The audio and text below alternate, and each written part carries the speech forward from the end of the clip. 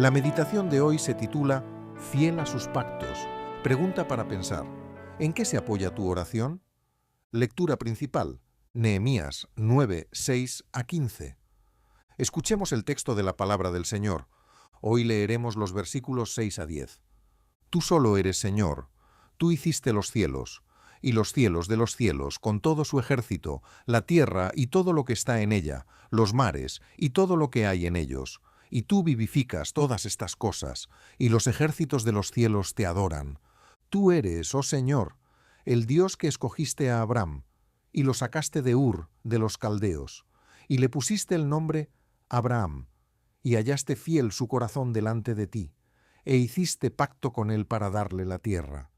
Y miraste la aflicción de nuestros padres en Egipto, y oíste el clamor de ellos en el Mar Rojo, e hiciste señales y maravillas contra Faraón, contra todos sus siervos, y contra todo el pueblo de su tierra, porque sabías que habían procedido con soberbia contra ellos, y te hiciste nombre grande, como en este día. Puedes encontrar varias lecturas bíblicas complementarias en la descripción de este podcast. Comentario.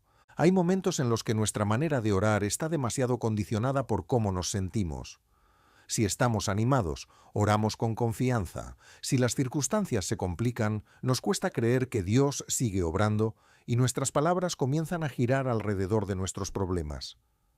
Este pasaje nos muestra una manera muy diferente de acercarnos al Señor. Después de humillarse y confesar sus pecados, el pueblo comienza una larga oración. Pero resulta llamativo que no empiece hablando de sí mismo.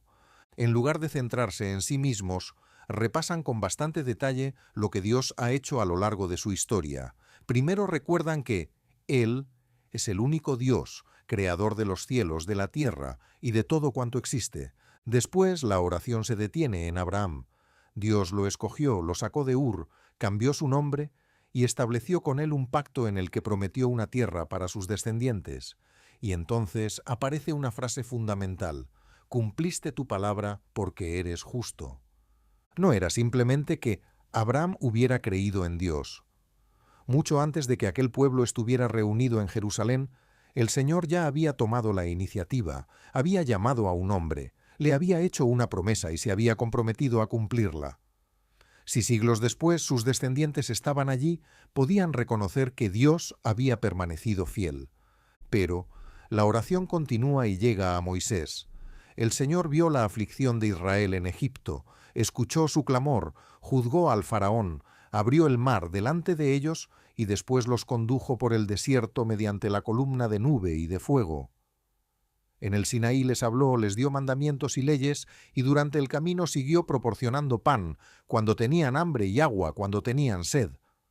No estamos, por tanto, ante una simple colección de recuerdos agradables. El pueblo está repasando la historia de la fidelidad de Dios.